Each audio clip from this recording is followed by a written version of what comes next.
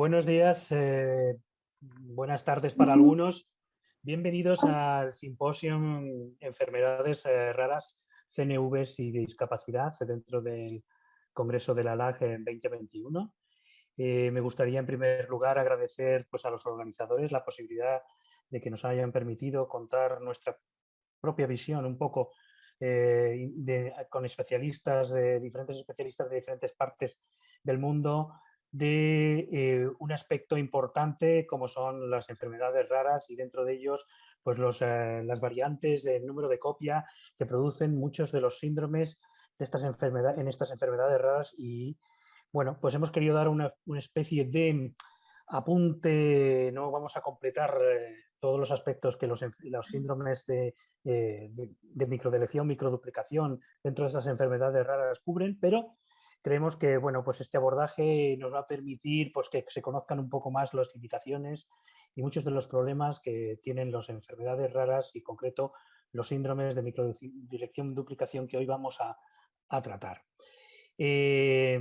Bueno, vamos a contar con con cinco presentaciones, 4 panelistas, además de mi presencia, que también que voy a iniciar, en la que, bueno, pues en una breve reseña vamos a pasar por encima algunos de los aspectos que hemos creído que deberíamos de contemplar en este simposio.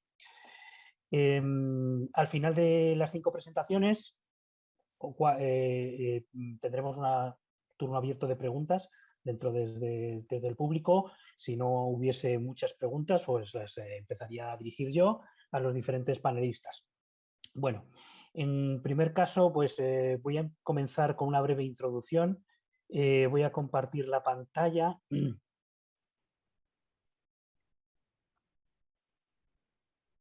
segundito, que volvemos al principio. Bueno, aquí tenéis, ese es el título de nuestro simposio, enfermedades raras, CNVs y discapacidad. Bueno, mi nombre es Julián Nevado, voy a coordinarlo y bueno, yo trabajo desde el INGEM, el Hospital de la Paz en Madrid, y soy el responsable de la unidad de genómica y estructural y funcional, así como también el responsable del área de nefropatías hereditarias dentro de esta misma institución. El simposium va a constar, parte como os he comentado anteriormente, de 4 charlas más, en la que vamos a contemplar, si es posible, a través del doctor Harry Pachajoa, una visión clínica de la repercusión de los síndromes de microdelección, microduplicación. Luego, a través de la doctora Cristina Belfenellos, de la parte de discapacidad, nos va a hablar algo de la discapacidad intelectual y una evaluación cognitivo-conductual. Posteriormente seguiremos con uno de los problemas que tienen muchos de estos síndromes y que muchas veces no se presta la demasiada atención que ello conlleva y que es una comorbilidad bastante importante, como son las alteraciones odontológicas, y que va a ser presentado por la doctora Rocío Uranga, desde Argentina. Y finalmente vamos a terminar con un aspecto del diagnóstico, pero centrado en el diagnóstico en estudios prenatales invasivos, que va a ser presentado por la doctora Mori Álvarez, que también trabaja desde Madrid en el Hospital de la Paz junto conmigo en esta unidad de genética. Inicialmente voy a empezar yo con esta presentación para intentar introducir el término de enfermedades raras, CNVs y discapacidad. Y bueno, el término enfermedad rara ya sabéis que nos gustaría que estuviese en desuso y sustituirlo por un término más adecuado como sería enfermedades poco frecuentes. Porque la verdad es que ¿quién no es raro o quién nos ha sentido raro alguna vez? Pues ahí está la diapositiva.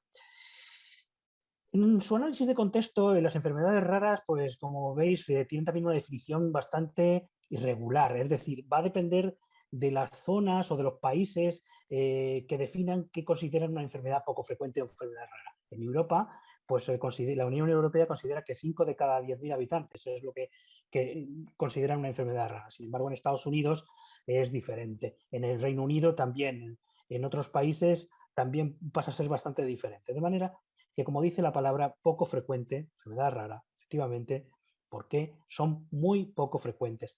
Y la mayor parte de ellas van a tener, como he dicho, entre un 75 y un 80% una base genética. Y el dato importante es que el 70% van a ser pediátricas. Cuando hablamos de base genética, ¿el resto qué puede ser? Bueno, pues como ustedes conocerán bien, el ambiente, pero oye, a veces hay que tener en cuenta que entre este ambiente está modulado por otra predisposición genética. Luego, al final, la parte genética ocupa un importante cantidad de repercusión en estas enfermedades raras. Muchas de ellas, aparte de muchas comorbilidades, coinciden en que tienen bastante trastorno al desarrollo intelectual y alteraciones fundamentalmente del comportamiento, según los manuales diagnósticos actuales. Pero generan muchos más problemas. ¿Cuáles son? Su visibilidad versus otras patologías como el cáncer, que los recursos destinados a su diagnóstico y tratamiento no son tan obvios como los que ocurren en el cáncer o en el COVID o en otros virus que aparecen a lo largo del tiempo. Y que su tiempo de diagnóstico es bastante elevado. Fijaros que en España, a través de un programa que se llama En Serio, hemos podido establecer que el tiempo medio de diagnóstico de estas enfermedades raras es de en torno a 5 años. Fíjense que hay la ausencia de registros. Si no se cuentan estas enfermedades, no cuentan para nadie, ni para nada. Son accionables, bueno, pues unas sí y otras no. Y los pacientes sin diagnóstico no hay que confundirlos nunca con los que no tienen un diagnóstico todavía porque no se han aplicado las técnicas adecuadas en su momento o derivadas de las nuevas tecnologías para poder hacer el diagnóstico adecuado. De manera que lo que quisiéramos es tener su diagnóstico temprano para tener, en el caso de que puedan tenerla, una accionabilidad temprana. Y que no tengamos a padres que se conviertan en visitadores de médicos constantemente, a ver quién le resuelve el problema. Desde el punto de los pacientes, una de las características que ellos reclaman con mayor atención a través de un estudio que se hizo en España a través de la Fundación FEDER es la falta de acceso al diagnóstico y la falta de conocimiento científico, entre otros problemas que les importan también. Pero claro, en este momento aparecen estas maravillosas palabras como son medicina de precisión, medicina personalizada, que hoy en día la tenemos centrada en la medicina genómica porque esta tecnología ómica, la genómica, es la que nos ha permitido, ha tenido un mayor avance, de manera que casi la podemos centralizar en esa medicina de precisión o medicina personalizada. El término de medicina de precisión viene de Estados Unidos, no es tampoco muy adecuado porque que haya una medicina de precisión utilizando este tipo de tecnologías que había antes, una medicina de no precisión o de imprecisión, bueno, pues es bastante cuestionable desde el punto de vista del castellano. Personalizada, pues me parece un término más adecuado. ¿Y cómo puede mejorar esta medicina personalizada? Pues mira, lo va a hacer a lo largo de todas nuestras etapas de la vida, desde la infancia, recién nacido, en la edad adulta, a lo largo de diferentes momentos y procesos. ¿Y qué nos va a permitir esta medicina genómica o personalizada? Pues fíjense, diagnóstico de cualquier enfermedad de base genética. Nos va a permitir evitar toxicidades y modular las respuestas terapéuticas a nivel de la farmacogenética y la farmacogenómica. A nivel de preconcepcional, preimplantacional y postnatal, nos va a permitir también establecer susceptibilidades a enfermedades y a eventos prevenibles. Es decir, que vamos a poder hacer grandes cosas, pero también supone que esa implementación de esas técnicas nuevas de medicina genómica nos van a tener que implicar o obligar a tener otras actividades en paralelo, como son la incorporación de nuevos perfiles de actores en los procesos sanitarios, por ejemplo, los bioinformáticos, cosa que es difícil de veces de plantearse. También debemos cambiar el orden de muchos procesos con los procedimientos anteriores. Necesitamos mantener la inversión económica en reactivos, almacenamiento, etcétera, etcétera. Esa sostenibilidad necesaria y estar dispuesto, por lo tanto, también a una incertidumbre de resultados. Necesitamos optimizar recursos, tanto humanos como materiales. Es decir, se necesitan muchos fenómenos, factores, eventos para que estas técnicas genómicas sean bastante aplicables. Y es que en esta incorporación de nuevas tecnologías genómicas, lo que hemos encontrado es un gran avance en la mejora de la tecnología, que nos ha permitido mejorar mucho la resolución de estas pruebas. Y pasamos de hablar de cromosomopatías allá, pues incluso a secuenciar de forma masiva multitud de genes y de secuenciar la secuencia de muchos genes al mismo tiempo. Y esto no se ha producido desde hace mucho tiempo. Como veis, los arrays TGH empezaron a introducirse desde el punto de vista de la rutina clínica en torno a los años 2008 hacia adelante, y las técnicas de secuenciación masiva paralela en torno al año 15-16, de una manera en rutina clásica habitual. Y es que es importante conocer la distribución de las enfermedades genéticas humanas. Y es que podemos tener tres grandes grupos. Unas que las consideramos alteraciones de la secuencia, otras que no van a suponer un cambio en la dosis génica y otras en las que no hay una alteración de la secuencia ni de la dosis, pero que son modulaciones posteriores sobre el ADN que llamamos epigenéticas o de impronta genética. Como veis, su distribución, si cogiésemos un Excel y pusiésemos todas las enfermedades que conocemos y cómo se distribuyen, con qué tipo de evento genético lo podemos ubicar de este 1, 2 o 3, veríamos que la mayor parte están como alteraciones de la secuencia, en torno a un 82-87%. Una pequeña proporción, en torno al 8 o 12%, serían alteraciones en la dosis y un 2 o un 3% serían alteraciones epigenéticas, aunque esto cada día va increciendo este número.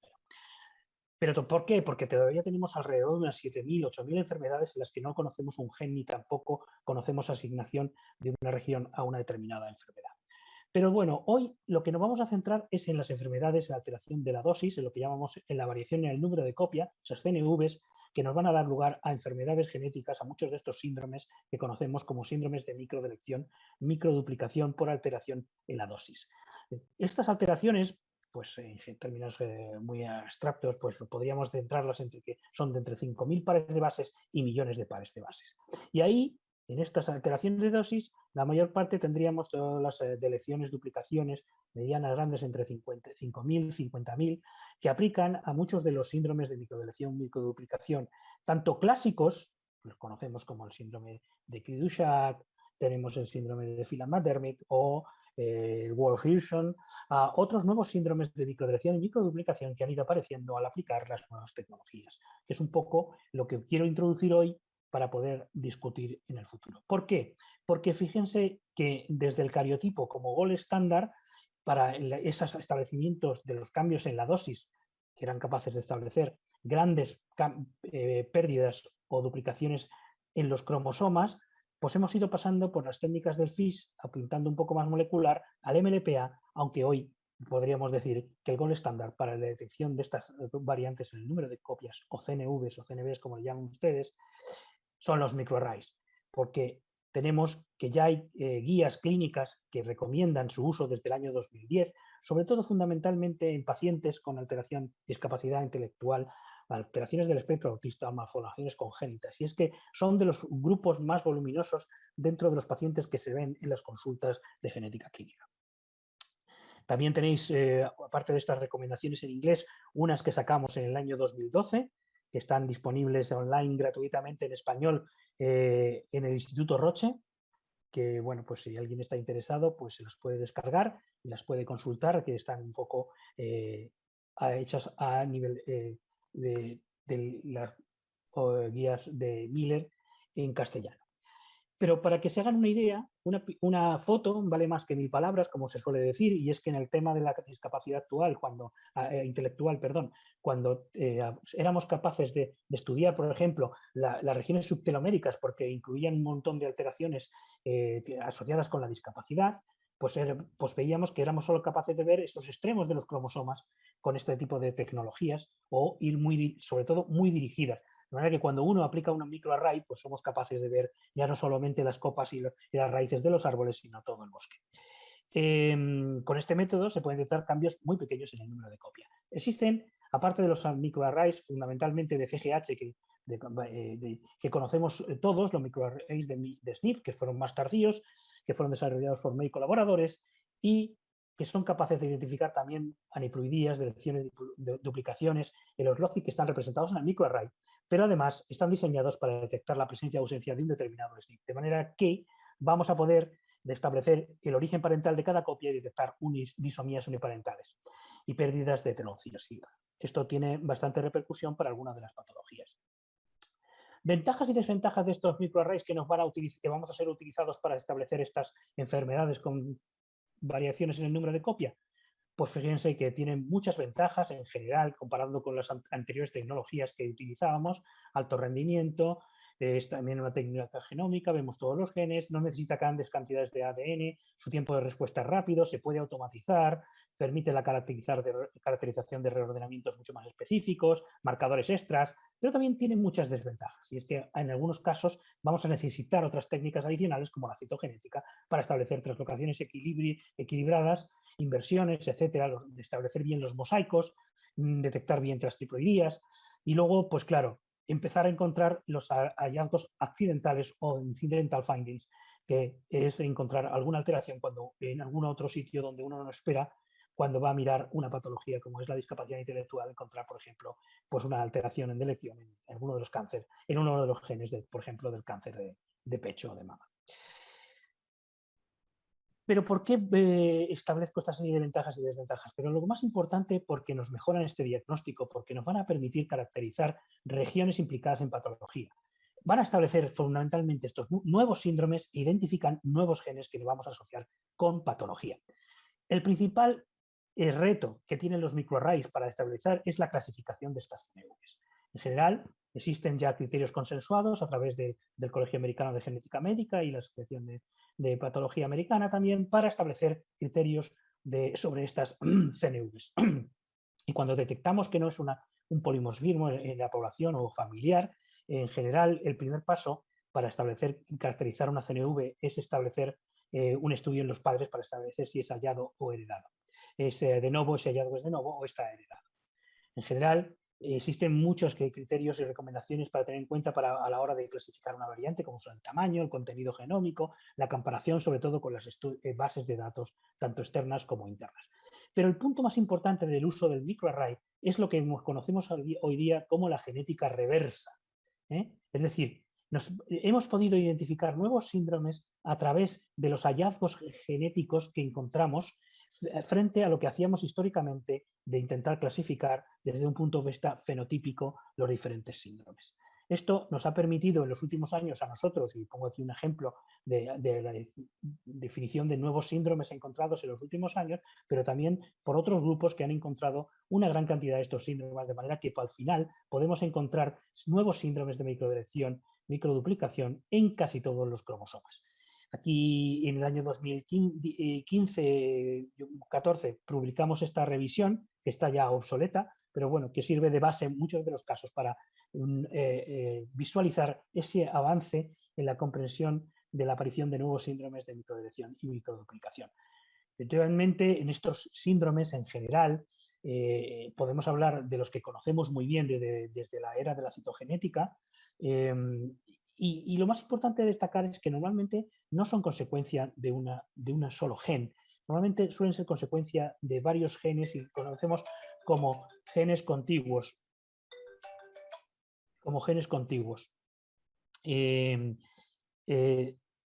Porque muchas veces tenemos un problema y es que el genotipo no puede predecir directamente todo el fenotipo y tenemos varias alteraciones que pueden producir, al margen de estas CNVs, variabilidad entre los individuos. Esto es un aspecto muy importante a tener en cuenta en las poblaciones dentro de estos síndromes o de microdelección, microduplicación. Y es la existencia de subpoblaciones. Cada vez más estamos comparando que hay mucha variabilidad intra e intercohortes. De manera que es muy importante estudiar desde el punto de vista genético para intentar establecer una pequeña segregación, porque muchos de los casos, aparte de la delección pura o de la microduplicación pura, existen alteraciones, otras CNVs, que pueden estar modulando la respuesta y enmascarar el conjunto de los individuos de estos síndromes. De manera que cuando ponemos debajo del microscopio pacientes de un mismo síndrome, podemos encontrar como diferentes subpoblaciones, algunas que se acercan más a otras, pero que nos van a permitir establecer esas diferencias que al final nos van a ser muy útiles para poder establecer o diferentes tratamientos, diferentes dianas, diferentes caracterizaciones a nivel de la discapacidad o de otras comorbilidades. Y finalmente, ¿por qué nos queda pendiente con estos síndromes de microdelección, microduplicación en estas enfermedades raras? Pues fíjense, muchos de estos puntos que lo vamos a ver a lo largo de esta curva son la inexistencia de guías de manejo clínico y de laboratorio, esas evaluaciones cognitivas conductuales en muchos de estos pacientes, la ausencia de escalas adaptadas a estas discapacidades, los estudios longitudinales, muy importante, que nos hacen mucha falta. Y aparte sí, por lo tanto, tenemos que conocer qué acceso a las subvenciones, pero también tenemos que hacer estudios de la calidad de vida en muchos de estos pacientes, no solo en los pacientes, sino en los cuidadores. Ver cómo se integran y cómo los integramos a nivel de la sociedad. Por supuesto, nos quedaría desde el punto de vista de la genética el mejorar la controversia que existe en la mayor parte de los estudios de correlación genotipo y fenotipo. Y bueno, pues solamente agradecer a todo nuestro equipo del INGEM, que este trabajo pues no es exclusivamente mío, sino que lo desarrollamos en el INGEM una gran cantidad de personas y a las cuales agradezco la posibilidad, al igual que las agencias de financiación que nos permiten pues, desarrollar y establecer proyectos de investigación con muchos de estos síndromes. Y con esta parte terminaría y daríamos paso, no sé, teníamos a continuación al doctor Pachajoa, pero no sé si está conectado en este momento. Pues, no está conectado todavía. Vale, pues entonces pasaríamos... perdón, ¿aquí así? Vale. Vamos a pasar al manejo multidisciplinar de enfermedades raras con discapacidad intelectual, evaluación cognitiva conductual e intervención, por lado que va a presentar la doctora Cristina Belfenellos, es psicopedagoga y que trabaja en la Facultad de Educación, Investigación y Psicología de la Educación de la Universidad Complutense de Madrid, aquí en España. Pues cuando quieras, Cristina. Muchas gracias, Julián. Bueno, buenos días a todos. Voy a compartir mi presentación. No soy yo muy espabilada con estas cosas. Creo que se ve bien, ¿no? ¿Sí? Vale, genial. Bueno, pues nada, muchas gracias, Julián, y muy buenos días a todos y muchísimas gracias por la invitación para participar. Me llamo Cristina Abel y además de ser profesora en la Universidad Complutense, tal y como me ha presentado el doctor Nevado, soy orientadora en un centro de educación especial y bueno, trabajo con personas con discapacidad intelectual desde hace mucho tiempo. La presentación dentro del marco del congreso y del marco de este simposio centrado en la genética, pues la quiero centrar en la evaluación neuropsicológica de las personas que tienen discapacidad intelectual a causa de una enfermedad rara. Tanto en el ámbito médico como en el ámbito educativo del que yo procedo, cada vez existe más consenso que la forma correcta y adecuada de intervenir con este tipo de pacientes es desde un enfoque multidisciplinar. Sin embargo, si ustedes conocen el ámbito de la discapacidad intelectual, pues sabrán que todavía existen corrientes y profesionales que, pues que no han terminado de adoptar de una forma completa y real este enfoque.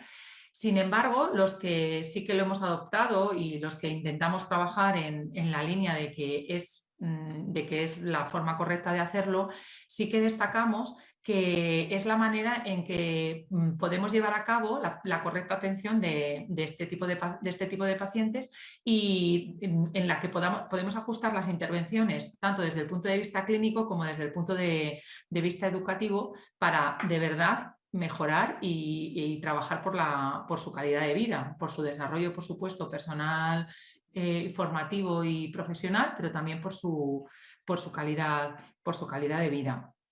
Desde este planteamiento es en este manejo multidisciplinar ustedes que provienen, me imagino fundamentalmente como las personas que pertenecen a este simposio del ámbito médico, del ámbito clínico, pues intervienen multitud de profesionales. Y lo que nosotros hemos constatado también desde nuestra experiencia es que empieza a existir coordinación por ejemplo, entre los profesionales del ámbito clínico o entre los profesionales del ámbito psicológico, del ámbito educativo. Nos coordinamos con neuropsicólogos, con logopedas, con maestros, pero todavía no existe mucha coordinación entre estos dos mundos, ¿no? en los que tratamos de intervenir. Es cierto que lo que hoy conocemos del diagnóstico de estas enfermedades raras y la relación que tiene el diagnóstico genético y las particularidades clínicas de las enfermedades raras que cursan con discapacidad intelectual nos ha permitido cambiar el foco de atención. Cambiarlo, desde luego, desde mi ámbito, desde el ámbito de la neuropsicología, de centrarnos únicamente en el fenotipo físico como aquellas características que nos daban muchas pistas para tratar, ¿no?, de adelantarnos al trabajo que luego ustedes hacen, ¿no?, y sospechar que podría estar existiendo una causa genética, ¿no?, detrás de las dificultades que observábamos en el paciente y de esas características físicas, al fenotipo cognitivo-conductual. El fenotipo cognitivo-conductual lo que nos está diciendo es que personas con determinado diagnóstico tienen determinadas características, tanto a nivel de sus características a nivel cognitivo como conductuales, que son propias y específicas de ese grupo de personas con esos diagnósticos, ¿no? Y esto, que puede parecer, por lo menos en nuestro ámbito, en ocasiones una obviedad, nos da muchísima información para poder hacer perfiles cognitivos adaptados, para poder hacer intervenciones adaptadas. Entonces, esa primera información de, bueno, que por lo menos en nuestro mundo se manejaba de, bueno, pues un poco qué más da, ¿no?, este diagnóstico genético, o qué más da el trabajar en equipo con otros profesionales, pues nos hemos dado cuenta que nos da información muy valiosa. Si nos centramos específicamente en las evaluaciones neuropsicológicas, pues lo que nos van a permitir es poder establecer estos perfiles, de los que luego voy a hablar un poquito más, establecer diagnósticos diferenciales, ver qué particularidades hay entre unos pacientes y otros pacientes, hacer unas buenas planificaciones terapéuticas, porque determinadas características nos van a permitir saber cuáles van a ser las mejores intervenciones con esos pacientes, alumnos, permítame, que es como yo me suelo referir a ellos, y conocer también qué efectos tienen las diferentes terapias, qué terapias pueden ser más beneficiosas en unos momentos o en otros momentos. O sea que, es decir, que el conocer cuál es la causa genética de esa discapacidad intelectual nos va a dar muchísima información acerca de todos los procesos cognitivos que nosotros evaluamos antes de poder hacer un buen perfil de la persona a la que estamos evaluando. Nos van a dar información sobre cuáles son los procesos atencionales, los procesos de memoria, función ejecutiva, lenguaje, qué particularidades y qué características van a tener en determinado grupo de sujetos. Con ello vamos a poder establecer un buen perfil, lo vamos a combinar con una buena evaluación, y vamos a poder ajustar de forma muchísimo más concreta la intervención. Algunos de los ejemplos con los que trabajamos todos los días, ¿no?, y alguna de la información, para que también ustedes puedan ver qué poca información existe, ¿no?, en los manuales diagnósticos específicos para personas con discapacidad intelectual, pues son los que traigo aquí, ¿no? El manual diagnóstico con el que nos manejamos, ¿no?, sobre el DMID, sobre la guía de enfermedades mentales de las personas con discapacidad intelectual, en el que también además se hace una descripción de muchas de las características cognitivas, afectivas y emocionales de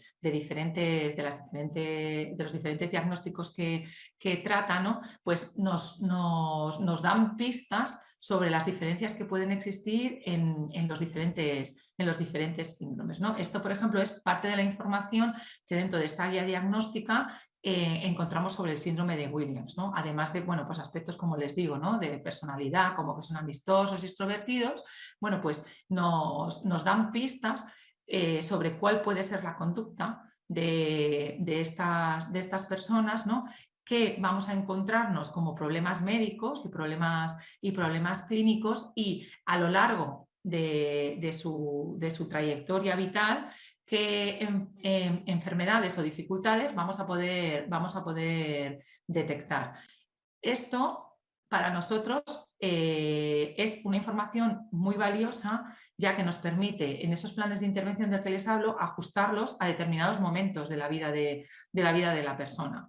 Si nosotros conocemos esta información y conocemos, por ejemplo, que las personas con síndrome de Williams, cuando llegan a la vida adulta, tienen más posibilidades de cursar un trastorno depresivo, cuando empezamos a notar cambios en la conducta de estas personas o deterioro en algunos procesos cognitivos, podemos sospechar que esta es una de las causas. Si no tenemos el diagnóstico de esa persona, no sabemos que tiene un síndrome de Williams y no podemos asociarlo a toda esta información que poco a poco estamos recogiendo.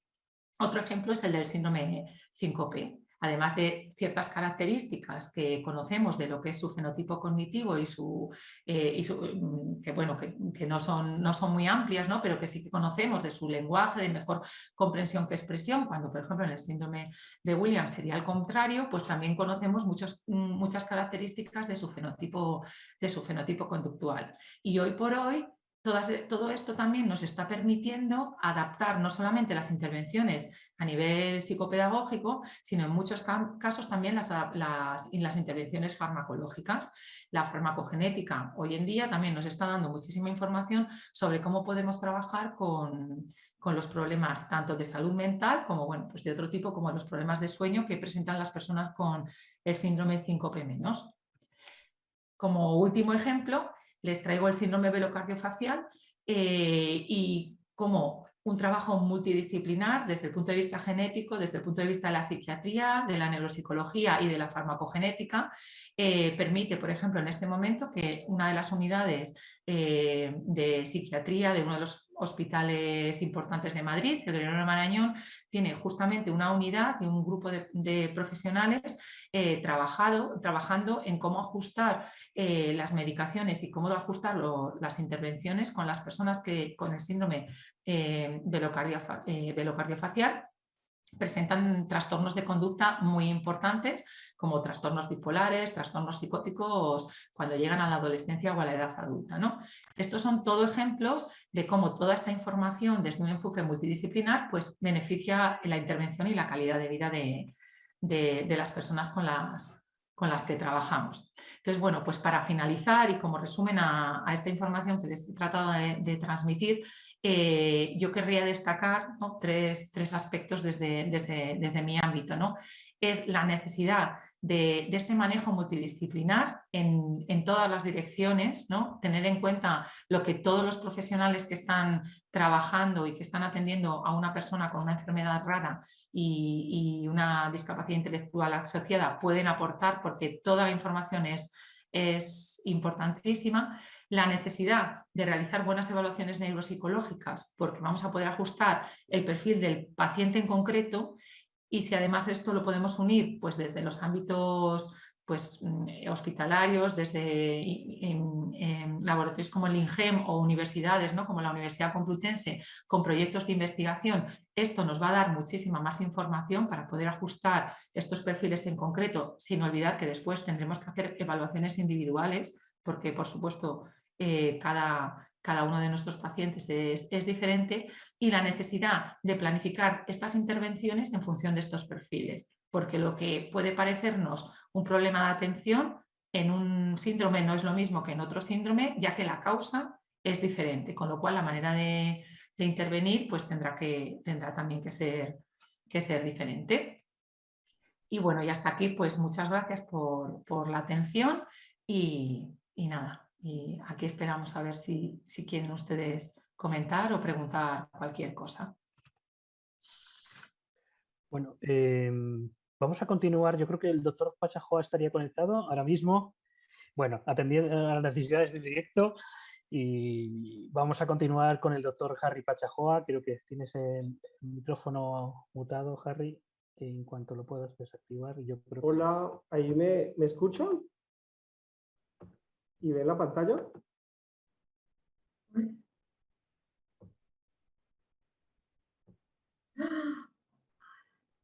¿Ahí me escuchan?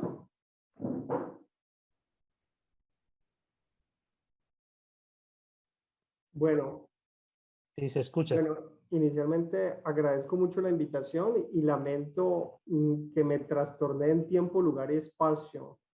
Eh, Me confundí, hora chilena, española, hora colombiana. Vamos a hablar sobre síndromes de microelección, microaplicación, una división desde la parte clínica.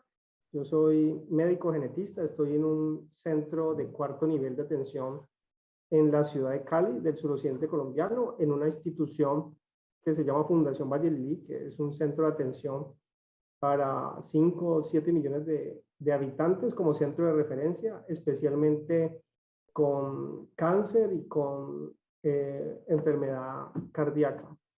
Entonces, como vamos a hablar de las microlesiones y las microaplicaciones, hay que entender que estos son eventos o son condiciones que son raras de manera individual, pero cuando uno las agrupa pueden contribuir a un 15% de la carga de la morbilidad en los niños. Y una de las preguntas que los clínicos se hace es cuándo se debe solicitar un análisis cromosómico y digamos como para dar un pequeño abrebocas, es por problemas de crecimiento y desarrollo. Muy seguramente ya hay cosas que se han mencionado en la charla previa, pero en nacidos muertos, muerte neonatal, problemas de fertilidad, historia familiar de alteraciones cromosómicas, estudios de neoplasias y cuando hay un embarazo con una edad materna avanzada. El diagnóstico desde el punto de vista del laboratorio, hay diferentes técnicas que no voy a mencionar. No voy a mencionar la metodología de cada una de ellas, pero sí mencionar que existe el cariotipo, el TIS, se puede hacer por microsatélites, el MLPA, el array-STH, ya hay equipos de secuenciación de nueva generación con algunos algoritmos bioinformáticos que permiten detectar algunas pérdidas o ganancias de información genética que también puede servir para hacer diagnóstico de síndromes por microelección, microduplicación. Este es el proceso básico, digamos, del cariotipo. A mí el cariotipo, nosotros acá en Cali, digamos, la metodología más avanzadas como array-CGH, secuenciación de nueva generación, es bastante temprano y hago la cuña que muchas de estas tecnologías nos ayudó el grupo del Hospital de la Paz en implementarlas. Entonces, simplemente como para mostrar cómo se vería inicialmente un cariotipo, cómo se vería, digamos, un análisis de un array, este es del laboratorio. Un breve repaso también sobre los cromosomas. Hay diferentes tipos de cromosomas dependiendo de la ubicación del centrómero. Hay metacéntricos, submetacéntricos, acrocéntricos. Pero cuando hablamos de alteraciones cromosómicas, hay que hablar de que el 1% de la población de recién nacidos vivos, si le hiciéramos estudio cromosómico, tendríamos que estar presente alguna alteración cromosómica hasta el 1% de la población, independiente si tiene una malformación congénita o no. Uno las alteraciones cromosómicas las puede dividir en numéricas y estructurales.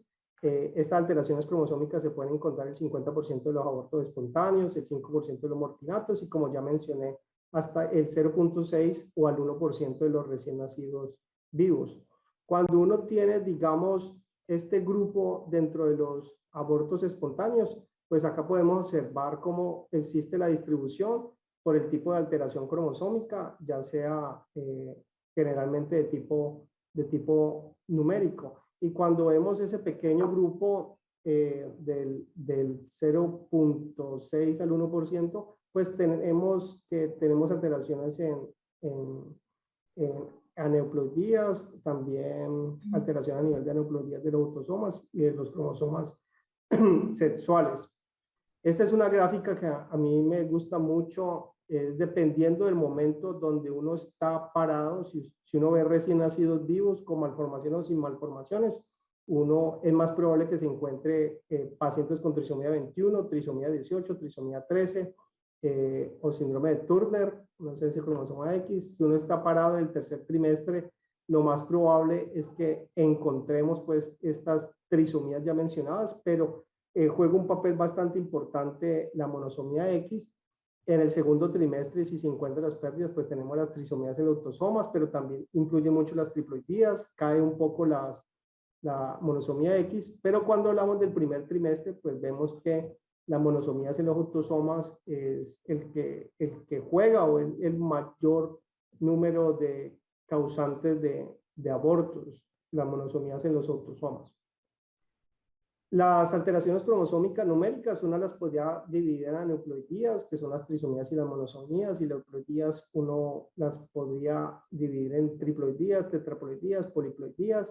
Digamos, las euploidías están relacionadas con la enfermedad trofolástica, alteraciones a nivel de la placenta, que son posibles verlas ecográficamente o al nacimiento. Clínicamente, digamos, las euploidías, estos son pacientes con triploidías, las manifestaciones, las malformaciones congénitas no son visibles específicas, pero uno podría tener alteraciones a nivel de la placenta, dependiendo si el complemento cromosómico es de origen paterno o materno, uno podría establecer a través del tamaño de la placenta. Dentro de las alteraciones estructurales, digamos, se presenta en 1 de cada 395. Hay unos factores que se han relacionado con estas alteraciones estructurales. Con el advenimiento, digamos, del fenotipo con diferentes bandeos o de alta resolución, pues podemos observar que es mucho más fácil distinguirlas, pero ahorita con los arrays CGH, con el MLPA, pues es muchísimo más fácil determinar este tipo de alteraciones estructurales. Uno las puede clasificar en balanceadas, como las translocaciones y las inversiones, y las no balanceadas, que son las que me voy a detener un poco, que son las deleciones, duplicaciones, cromosomas en anillo, isocromosomas, cromosomas dicéntricos que se presentan en 1 de cada 1675 y las balanceadas en 1 de cada 1000.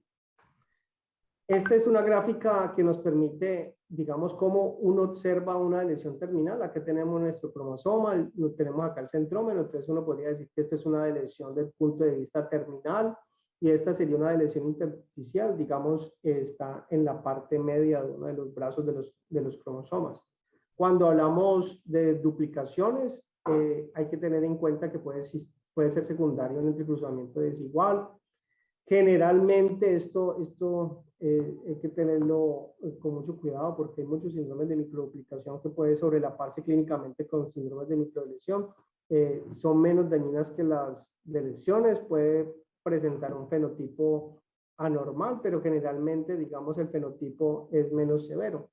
Esta es una tabla como para mostrar, digamos, los síndromes genéticos más frecuentes, pero asociados a déficit cognitivo o retraso mental. Digamos, estos son los síndromes que se hablaron ahorita en algún momento. Estas serían como las regiones y estos serían como los genes críticos. Pues esta tabla, porque también en algunos sitios, sobre todo a nivel latinoamericano, se utiliza el FIS, pues ya el array CGH pues tiene muchas más ventajas, pero en algunos sitios se utiliza el FIS y las tasas de detección y su prevalencia. Vamos a hablar de los síndromes genéticos por microlesión mucho más frecuentes, digamos el síndrome de Child, síndrome de Mauricio-Gato, una microlesión 5P. Generalmente se caracterizan, es muy llamativo cuando uno va a las sesiones natales por el llanto que se da por ese estridor laringio, pues de una manera despectiva es denominada como maullido de gato, porque el llanto es un llanto muy agudo, se puede relacionar con cardiopatía, 100% de los casos por déficit cognitivo. Este es un caso de síndrome por microlesión 18Q. A mí estos síndromes particularmente me llaman la atención porque pasan desapercibidos. Digamos, pues se relaciona con hipoacusia, talla baja, hipoplasia tercio medio de la cara, tercio conductivo, hoyuelos en la piel, anormalidades en los genitales, se puede relacionar con hipospadia. El síndrome de microlesión 18P, tenemos, digamos, una cohorte acá de pacientes que han tenido con síndrome de microlesión, pero miremos el fenotipo cómo va cambiando. Digamos, clínicamente, esto es una pseudocefalia, secundaria una holoprosencefalia semilobar, algo de hipotelorismo, un pectum excavatum. Aquí otro caso, siempre nos llama mucho la atención, digamos, la parte relacionada con la prosencefalia, porque dentro de la zona lesionada hay genes relacionados con el desarrollo del cerebro, específicamente de la división de las vesículas telencefálicas, pues ya hablaron del síndrome de Williams. Este síndrome de Williams pues, se caracteriza por estenosis aórtica supravalvular, unas fascias muy típicas, unas fascias muy llamativas, de 1 en 8.000. Interesante que, digamos, en estos tipos de síndromes, pues ya es mucho más frecuente que se está relacionando con algunos otros genes desde el punto de vista epigenético que pueden regular, digamos, el fenotipo de estos pacientes. Se han considerado genes como el OXTR, como el VPR1A, entre otros. Es otro síndrome, el síndrome de Angelman, que se presenta en uno de cada 10.000 recién nacidos, pues la zona crítica es 15Q11.2. El 70% es causado por una lesión, pero también se puede ser secundario a una disomía uniparental, a un defecto de la impronta, defectos en la mutación. Entonces, esto nos ayuda como para entender cuál podría ser el algoritmo. No me gusta mucho utilizar esos términos como tan despectivos, pero son... ¿Cómo se llama? Son los... ¿Cómo se llama? ¿Quién es tu mamá? Son las descripciones y este es el movimiento o el aleteo que se presenta en los casos del síndrome de Angelman, que son como tan característicos y sobre todo que son cuando se le hace una serie de preguntas o cuando uno está interactuando con el paciente. Otros síndromes que pueden imitar, por ejemplo, un síndrome de microdeleción 22Q11, el síndrome por microdeleción 2Q31, que se relaciona también con tetralogía de Fallot, a veces también puede estar relacionado con inmunodeficiencia, esto es bastante particular. Y coloco esta imagen porque esta es de las primeras imágenes que tuvimos la posibilidad de hacer a raíz CQH acá y fue realizada, digamos, en el hospital de La Paz, donde se encuentra pues una microdeleción 2Q31. Este es otro también que lo hicimos allá, un síndrome de blefaroptosis epicanto inverso. Generalmente estos pacientes son causados por mutaciones en el gen FOXXL2, pero este era causado por un gen promotor, un gen ATR deleccionado, que inicialmente se le hizo un MLPA y posteriormente a través de una raíz CGH pues se encuentra la causa. Para mí el síndrome genético más importante entre los síndromes por microdelección o microduplicación es el síndrome por microdelección 22Q11. Hay diferentes nombres que han tenido, hay diferentes descripciones, hay diferentes fenotipos, hay diferentes prevalencias, uno entre 1.500, uno en 5.000, uno en 10.000. Estos son los diferentes fenotipos que han sido publicados desde la publicación desde CELACOT, que menciona alteraciones en lenguaje, hasta el velocardiofacial que fue descrito por Sprinsen, que ya mencionaron ahorita.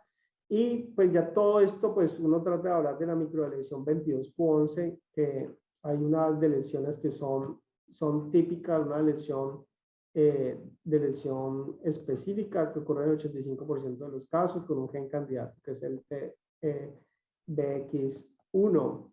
Entonces, digamos, ese gen TBX1 pues se relaciona con la formación de las bolsas faríngeas. No me voy a detener, pero digamos hay 4 bolsas faríngeas. La primera origina la cavidad timpánica, la segunda la amígdala palatina, la tercera tenemos un ala dorsal, un ala ventral.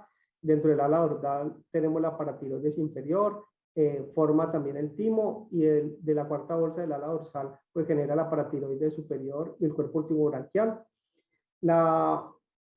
Y este gen TBX1 está relacionado con la formación de estas tercera y cuarta bolsas, y al tener una formación inadecuada de esto, pues todo lo que se ha derivado de esto pues está alterado. Entonces pueden tratar trastorno del metabolismo del calcio, inmunodeficiencia, precisamente porque el timo, la paratiroides y el cuerpo multibranquial estaría alterado.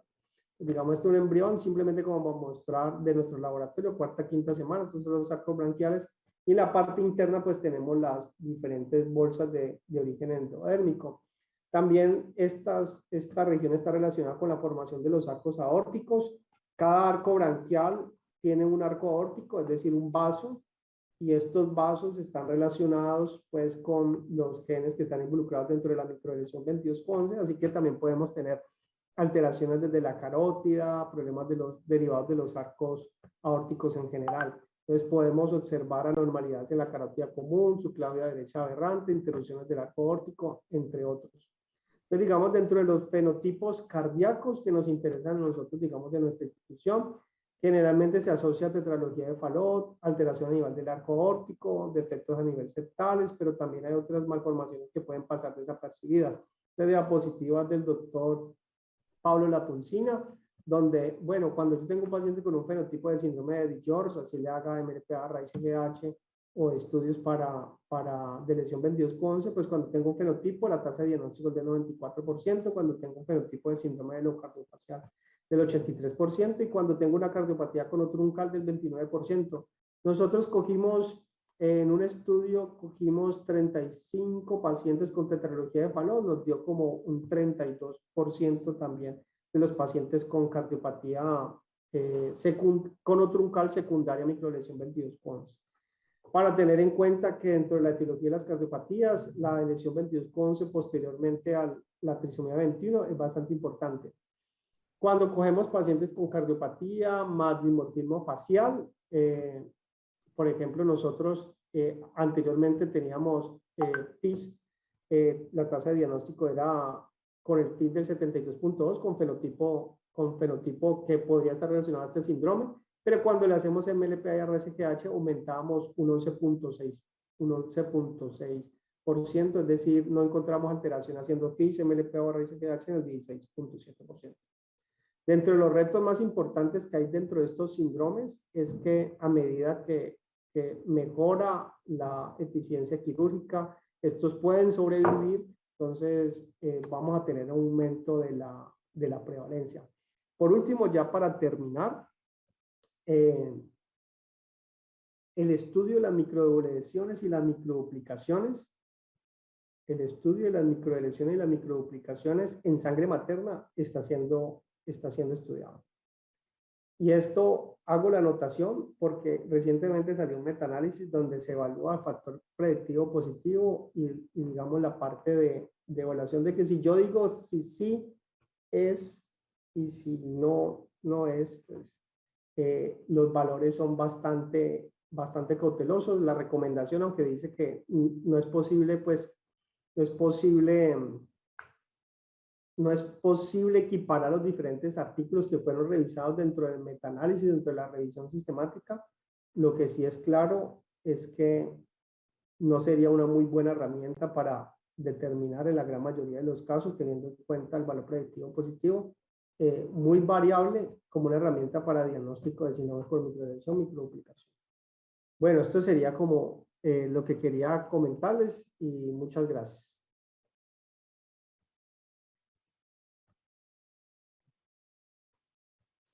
Bueno, vamos a continuar con la doctora Rocío Uranga desde La Plata, en Argentina, que nos va a hablar sobre aquellos aspectos odontológicos en muchos de estos síndromes. Aquí, cuando quieras, ella es odontóloga, bueno, seguro que se va a presentar a sí misma, pero bueno, pues es una gran amiga y odontóloga que nos habla desde Argentina. Gracias.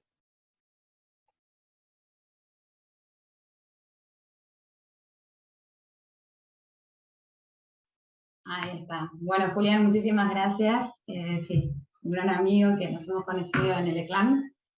Te agradezco que me hagas la invitación a participar de este congreso y más que nada como odontóloga, porque por muchos años la odontología ha sido bastante empírica y bueno, a nivel... ¿Cómo? Ah, disculpen.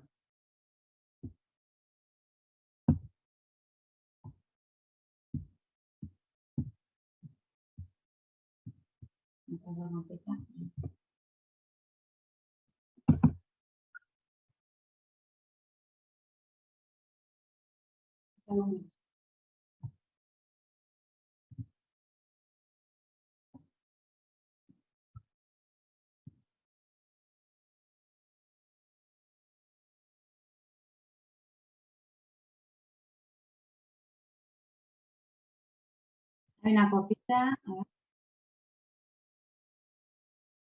No me doy mucha maña con esto.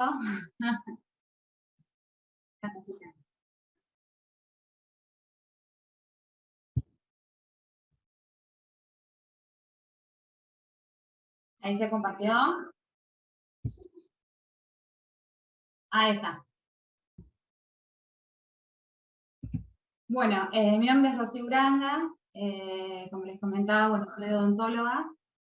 Estoy realizando mi doctorado en el CEMIC CONICET. Y bueno, mi interés más que nada fue involucrarme en la investigación, como les contaba anteriormente, que la odontología por muchos años ha sido bastante empírica, si bien hoy hay bastantes artículos presentados frente a la medicina, estamos bastante cortos. Y bueno, la importancia también del mensaje, más allá de los síndromes que vamos a presentar, es la importancia de un trabajo multidisciplinario frente a los odontólogos, ya que nos encontramos con muchos profesionales médicos que no derivan de manera temprana, ¿sí?, al odontólogo para evitar un montón de patologías, ¿sí? Bueno, ahí está. La presentación mía es las manifestaciones patológicas orales que están presentes en enfermedades raras frente a estos síndromes que luego voy a compartirles, y que están asociados también a patologías fenotípicas muy comunes, como es la hipoplasia del esmalte, que es una alteración de la formación del esmalte, de la corona del diente, ¿sí?, que la función principal que tiene es defendernos frente a los microorganismos. Esto se da en la vía intrauterina, en la formación del niño, y hay una alteración de la mineralización, donde luego el niño nace y se encuentra con algunas manchas atípicas en las piezas dentarias, y que tiene obviamente predisposición a generar caries. La carie no solo digamos, tiene como objetivo destruir la pieza dentaria, sino son microorganismos que ingresan al sistema y que pueden generar patologías severas, como por ejemplo en pacientes cardiovasculares con problemas valvulares, la endocardititis bacteriana. Después, una de las patologías más frecuentes fenotípicas que encontramos es la mordida abierta, que esto es un gran problema para el odontólogo frente a determinados síndromes, porque el paciente no puede cerrar la boca, entonces está digamos, continuamente recibiendo una respiración bucal, que eso ya está publicado, que el aire cuando ingresa por la boca hace que disminuya el pH salival, por ende genera todo un medio apto para que justamente se generen acúmulo de placa bacteriana y lesiones como las caries y enfermedades gingivoperiodontal. Las enfermedades gingivoperiodontal, como por ejemplo la gingivitis, es una inflamación de las encías a causa de este acúmulo de placa bacteriana, que luego genera hemorragia gingival, y en aquellos pacientes que tienen la predisposición genética puede desarrollarse a una enfermedad periodontal, que es la pérdida prematura de las piezas dentarias. Otra alteración de estos síndromes es el paladar ojival, que el paladar ojival obviamente digamos, es un paladar estrecho, ¿sí? Por el momento de crecimiento y desarrollo de los pacientes, la lengua cumple una función muy importante, que es la conducción de los maxilares. Si esa lengua no está en el lugar indicado, que es en el paladar, está en el piso, eso hace que no haya estimulación del maxilar. Por ende, lo que va a ocurrir en ese paciente es que tenga una deglución atípica, no tenga una fonética correcta, y obviamente las piezas dentarias van a tener apiñamiento dental porque no hay suficiente base para que puedan desarrollarse con normalidad. Y otra de las patologías muy frecuentes es el diente neonatal, que la indicación odontológica, ni bien nace el niño, nos encontramos con una pieza dentaria, que lo indicado es retirarla porque el chico se la puede aspirar. Bien.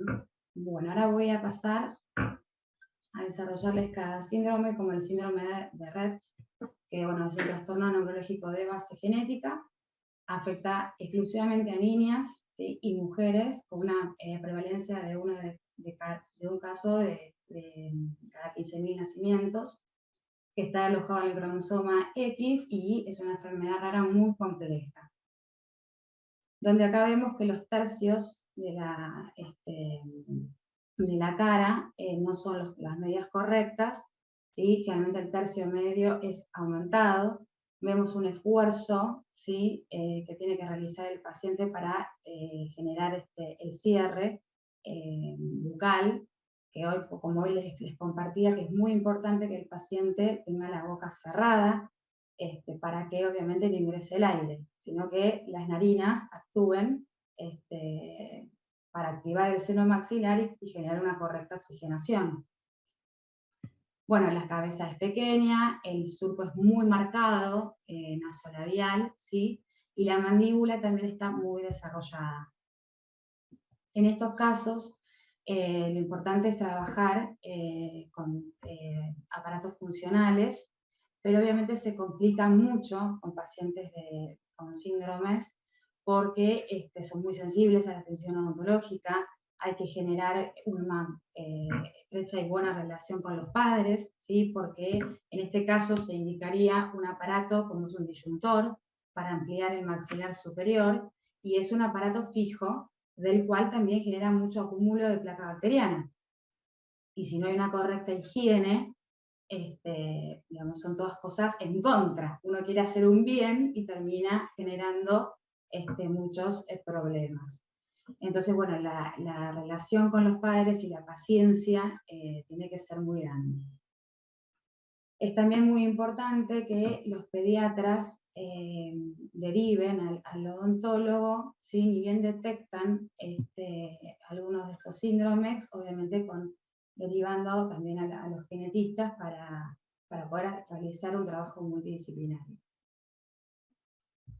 Bueno, después les presento el síndrome de Horan, que es una enfermedad genética también muy rara, que bueno, se caracteriza más que nada en los hombres, tienen problemas tanto oculares como dentarios, generalmente bueno, tienen las características fenotípicas es presentar las orejas bastante grandes, se manifiesta, bueno, como dije anteriormente, en hombres, y es uno de cada 100.000 nacidos vivos en Hungría, porque la OMS todavía no determinó la cantidad de casos que hay, pero sí se han detectado, como dice bien la diapositiva, casos en Asia, Europa, Estados Unidos y Oceanía. Bueno, pues está el síndrome de Cri-du-Chat, también como decían anteriormente, que es conocido como el maullido del gato. Suele diagnosticarse a los pocos días del nacimiento, y es muy difícil después diagnosticarlo después de los 2 años. Bueno, ahí está su prevalencia, de un caso cada 15.000 o uno cada 45.000 nacidos, y es ligeramente más elevada en mujeres que en hombres. Es un desorden obviamente genético y el gran problema que presentan estos pacientes es que tienen una protrusión del maxilar superior. O sea, el maxilar superior está más adelantado de lo normal, donde obviamente al paciente le cuesta mucho hacer el cierre, el sellado del labio, y es un paciente propenso a generar obviamente caries y, como repetía, enfermedades periodontales, gingivoperidontales. Como no están desarrollados los maxilares como debería ser, hay apiñamiento de las piezas dentarias, también los incisivos a veces nacen con forma de destornillador, ¿sí? Y dientes supernumerarios y demás. Bueno, el síndrome de Williams, como hoy también lo contaban, presenta un retraso general del desarrollo mental. Esto es muy importante también que trabajemos con psicólogos frente a la presencia de estos casos. Y acá, en este síndrome es muy importante la parte cardiovascular, como les contaba hoy, ¿sí? Para evitar las enfermedades cardiovasculares que se relacionan con odontología, como explicaba el Streptococcus mutans, que genera infecciones en las válvulas y demás.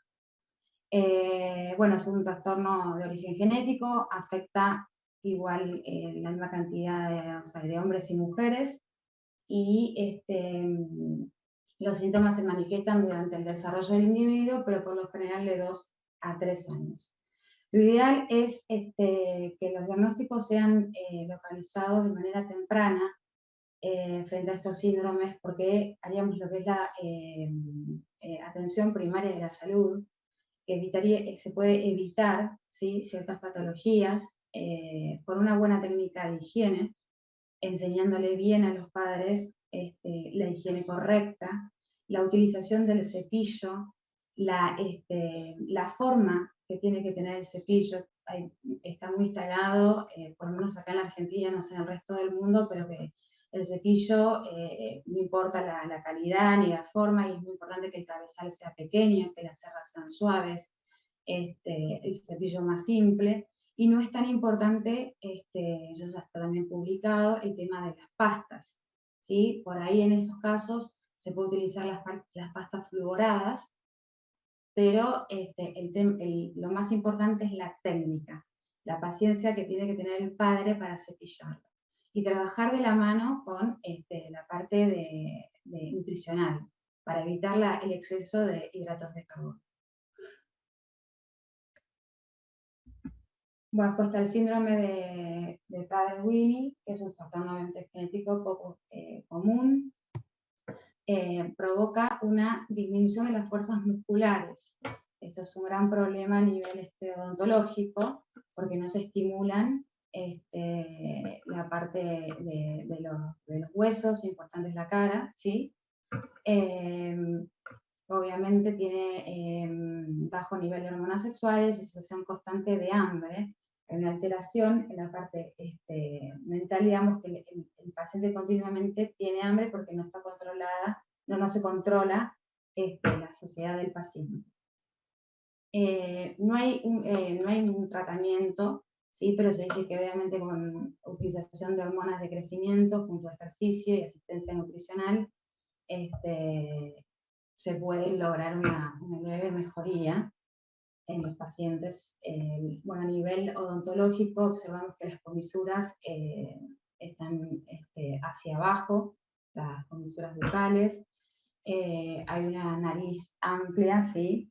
Presentan generalmente los ojos de forma de almendra. Bien.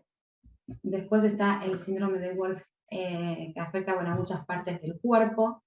Incluye en apariencias faciales con características de retroceso en el desarrollo, una discapacidad intelectual, bajo tono muscular, y los pacientes pueden presentar convulsiones, que también esto es muy importante porque muchos productos de fármacos que se le puede ya a dar al paciente tienen alteraciones en la estructura dentaria. Bueno, y puede obviamente incluir anomalías del hueso, ¿sí? Defectos congénitos del corazón, pérdida de la audición, malformaciones del tracto urinario y anomalías estructurales del cerebro. Bueno, este es el síndrome de Sjögren, que es un síndrome que vemos mucho. Yo trabajo en dos hospitales. Uno de ellos es en el Hospital de Niños, de alta y mediana complejidad, y en el Hospital Torácico más importante de la provincia de Buenos Aires, que es el Hospital San Juan de Dios, y donde vemos muchos de estos casos, uno de los servicios que se destaca en la parte de cirugía maxilofacial. Y bueno, es una enfermedad autoinmune, generalmente se da en mujeres mayores de 40 años, donde hay una sequedad de la boca en la parte ocular y vaginal.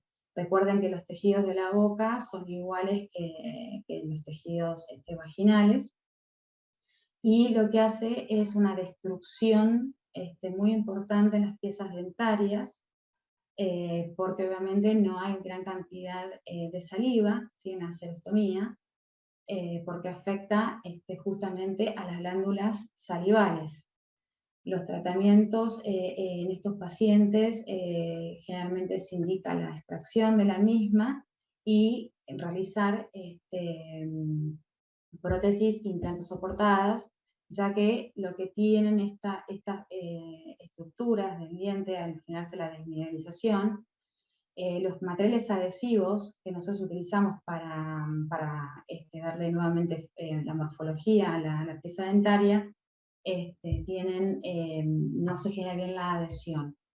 Entonces, generalmente nos lleva al fracaso. Antes se utilizaba la amalgama, no sé si también la llaman en España, en Europa, sí, la amalgama que ahora no se utiliza, en odontología se dejó de lado porque, bueno, la liberación de mercurio nos dice que pueden generar futuros problemas o que se desarrollen cánceres. Y además nosotros hacemos una ruptura de la pieza dentaria muy importante para que la amalgama tenga un buen soporte. Entonces hoy se eligen los sistemas adhesivos, que tienen obviamente sus cuestiones a favor o en contra, ya que no rompemos tanto la estructura dentaria, pues el sistema adhesivo solamente eliminamos la carie, pero son estéticos también estos materiales, pero obviamente se filtran. Así que lo ideal en estos pacientes de síndrome, bueno, es indicarles saliva, obviamente no natural, embuches con bicarbonatos, clorhexidina al 0,12%, y eliminar las piezas dentarias y realizarles, como dije anteriormente, las prótesis implantosoportadas. Es muy importante trabajar con los especialistas en reumatología y hacer obviamente también la derivación con los ginecólogos, ya que generan artritis y es importante hacer el diagnóstico temprano. Nosotros lo podemos hacer a través a través de la saliva, pero generalmente primero queremos que lo determine el médico especialista en reumato. Bueno, más que nada, la conclusión que quería dejarles es que la odontología es muy importante porque se puede prever muchísimas patologías a futuro y que si nosotros lo podemos lograr el diagnóstico de manera temprana y trabajar de manera multidisciplinaria, que nos cuesta muchísimo a los odontólogos, ya que los pacientes generalmente vienen o con dolor o con una cuestión estética, son patrones que hay que ir eliminando y empezar a insertar que la odontología no es una pieza dentaria, es un conjunto, somos un cuerpo, una unidad, no se lo puede ver como se lo ve muchos años como algo aparte de la medicina. Y es muy importante también tener conocimiento de estos síndromes, porque bueno, si no lo detecta por ahí el pediatra, lo puede detectar el odontólogo, como detectamos muchas otras patologías. Bueno, les agradezco a todos, estoy a la espera de cualquier consulta y bueno, muchas gracias. Bueno, muchas gracias. Vamos a pasar cambiando de tercio a la última de las presentaciones de los panelistas, que tiene lugar por la doctora María Ángeles Mori Álvarez, que está en la España, en el Hospital de la Paz, y que nos habla de un aspecto del diagnóstico que normalmente pues, estamos un poco acostumbrados. Bueno, pues cuando quieras, María Ángeles.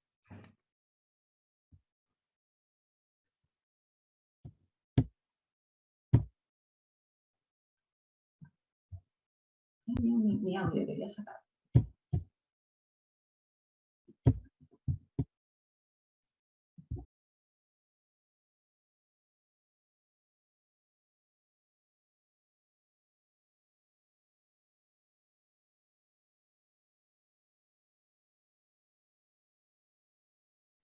María Ángeles, estás con el micrófono apagado.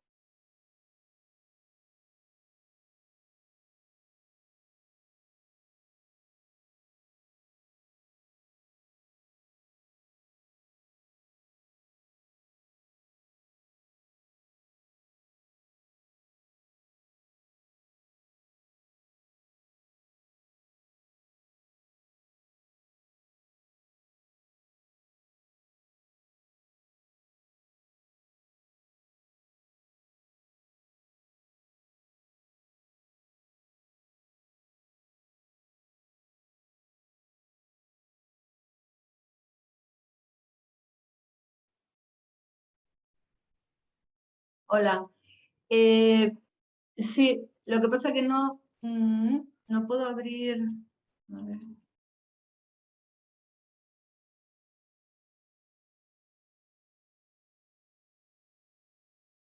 No, sí, ya lo sé, sí, lo estuve viendo todo el tiempo, pero ahora mismo no veo mi presentación. Exactamente.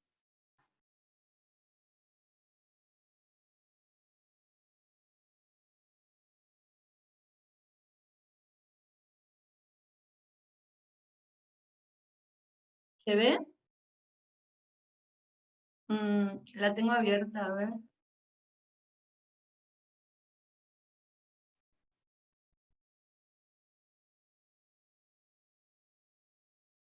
¿No se ve? Ahora va.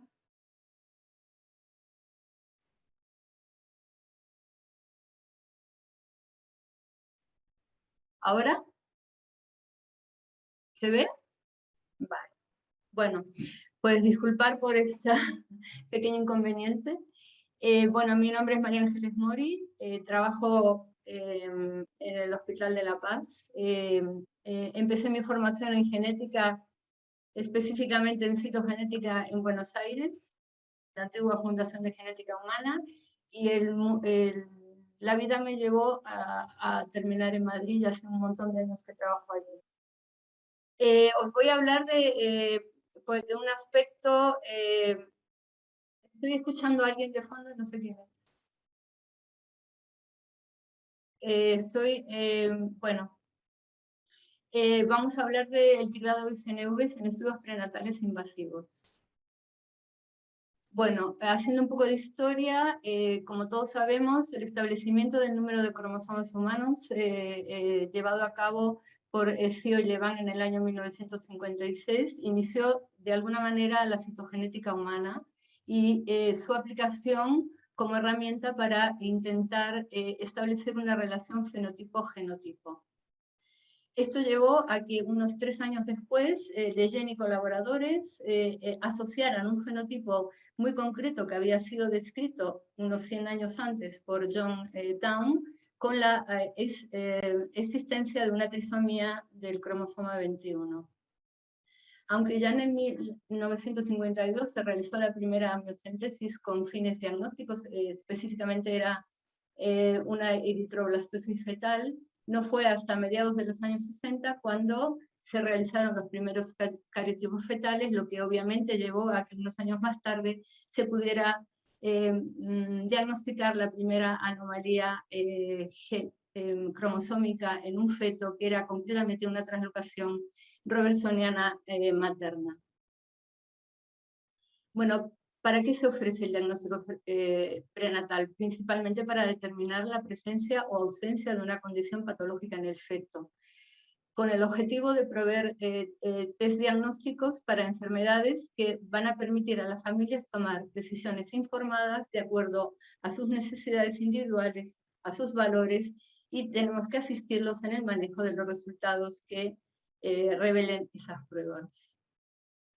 Debido a que existe un riesgo en cualquier técnica invasiva, se han intentado, desde los años 70, utilizar métodos de cribado que nos permitan estratificar embarazos en alto y bajo riesgo. Se empezó con la edad materna, estableciéndose una edad de 35 años, equivalente a un riesgo de 1 cada 270.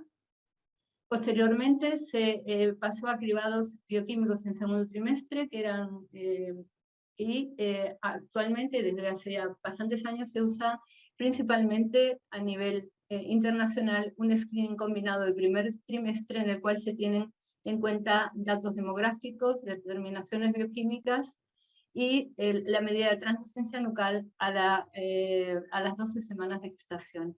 Y por supuesto, irrumpiendo de una forma muy interesante y con un gran potencial está el diagnóstico en suero fetal, un diagnóstico no invasivo en suero fetal de ADN fetal, en sangre materna, perdón.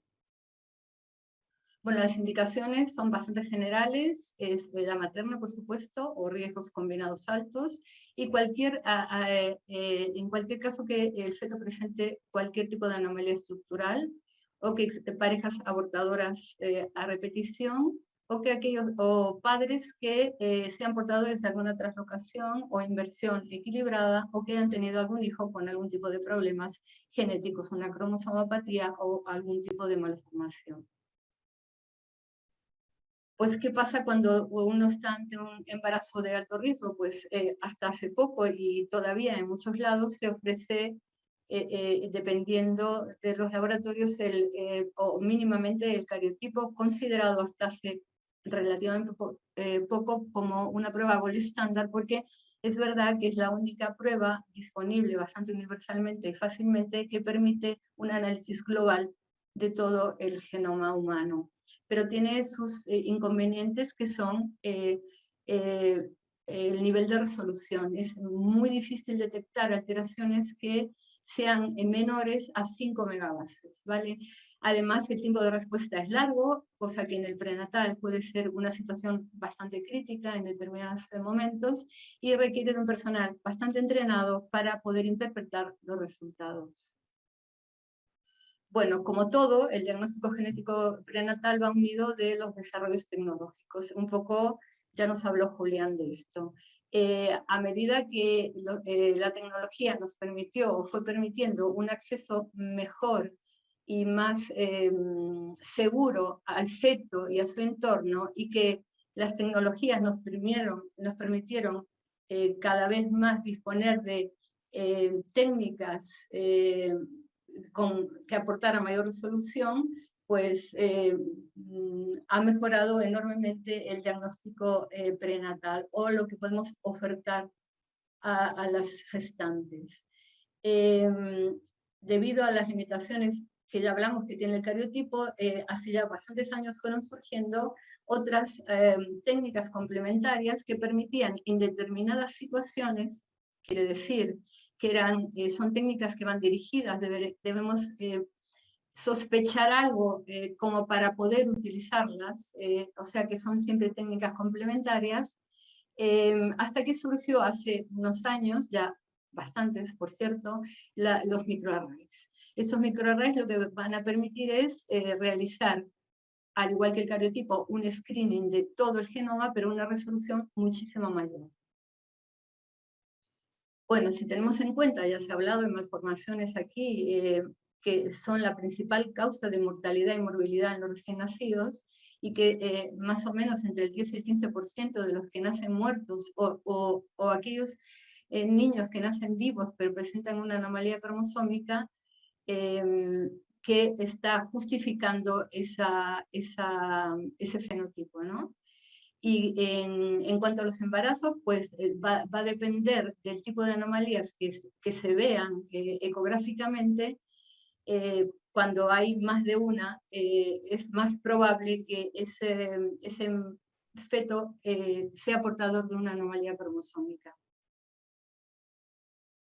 Bueno, en la introducción que dio el doctor Nevado, hablamos de que estas tecnologías sí que han permitido realmente aumentar enormemente la cantidad de síndromes de microdelección o microduplicación que están involucrados en patología. ¿Qué pasa? Que muchos de ellos tienen las características de que no presentan ninguna señal o ningún signo o ninguna malformación que te pueda poner alerta durante el periodo prenatal. Y además, a diferencia de, por ejemplo, la trisomía 21 y algunas otras, no va a depender de la edad materna. Por lo tanto, es muy importante disponer de métodos que nos permitan diagnosticar este tipo de pequeñas alteraciones genómicas. Bueno, ahí surgieron los microarrays. En general, ya os habló Julián de que hay arrays de CGH y arrays de SNPs. Ahora mismo son primera línea diagnóstica obligada en postnatal en caso de malformaciones congénitas, retraso global de desarrollo, discapacidad y trastornos del espectro autista. ¿qué pasa? Que también se ha visto que en fetos con malformaciones, hasta el 16% pueden presentar una anomalía estructural genómica que no es detectada por el cariotipo. Yo creo que la principal estudio que hizo como un cambio en la necesidad de utilizar este tipo de tecnología fue lo llevado a cabo en un estudio multidisciplinar en el año 2012 por Wapner y colaboradores, en la cual vieron que hasta el 6% de fetos que tenían anomalías estructurales, pero que habían tenido un cariotipo normal, presentaban una alteración genómica causante de esa patología.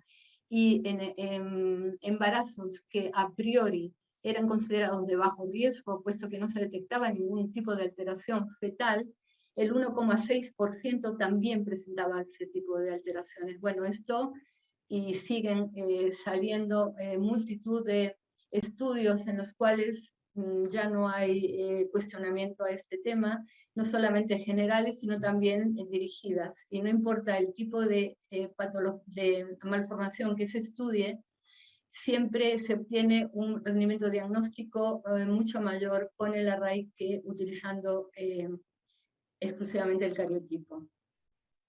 También se sabe que existe un riesgo residual de presentar una CNV patogénica cuando hay una ausencia de anomalías ecográficas que está catalogado entre el 0,5 y el 1,7%. Entonces, actualmente, y bueno, ya son recomendaciones del 2013, el Colegio Americano de Obstetricia y Ginecología, juntamente con la Sociedad de Medicina Materno-Fetal, recomiendan que ante un diagnóstico invasivo y ante la presencia de malformaciones, es el array el tipo de test diagnóstico que debería ser utilizada como primera opción diagnóstica. Y es más, aún en casos en que no se aprecien malformaciones, si la gestante, por el motivo que sea, tiene que enfrentar un invasivo, debería ser ofertada de la posibilidad de optar entre el cariotipo o un array. Bueno, las ventajas no voy a hablar porque ya Julián ya los dijo, pero bueno, son bastante obvias, sobre todo la rapidez y la resolución, ¿vale? Y el saber dónde está la alteración y qué genes tiene, eso puede ayudar mucho en dilucidar un poco cuál es el fenotipo o qué manifestaciones puede llegar a tener el niño cuando nazca. Las limitaciones también hablo de ellos, y una de las principales es las CNVs o variantes de significado incierto, que no es lo mismo que aparezca en un estudio postnatal, donde uno está viendo al niño y puede tener datos adicionales del genotipo, a cuando aparezcan en un feto en los cuales los datos fenotípicos de los cuales disponemos son realmente escasos o inexistentes. Bueno, es verdad que ahora y cada vez más la mayoría de los centros ofertan el array en caso de fetos que presenten malformaciones o anomalías cuando se hacen las ecografías, pero muy pocos son todavía los que ofertan este estudio a cualquier mujer embarazada que entre en un invasivo por el motivo que sea. Y el tema principal no es de ninguna manera ni técnico, ni siquiera económico. El principal problema es ético, porque a mayor resolución la probabilidad de encontrar alteraciones o variantes de los cuales no tengamos información con los conocimientos actuales como para realmente catalogarlas como patogénicas o como benignas, ocasiona, al no poder predecir ese fenotipo, ocasiona a nivel prenatal pues bastantes problemas de ansiedad, que incluso estos pueden persistir una vez nacido el niño. Entre ellas, bueno, las BUS, que ya todo el mundo está muy acostumbrado a esa palabra, BUS, significado incierto.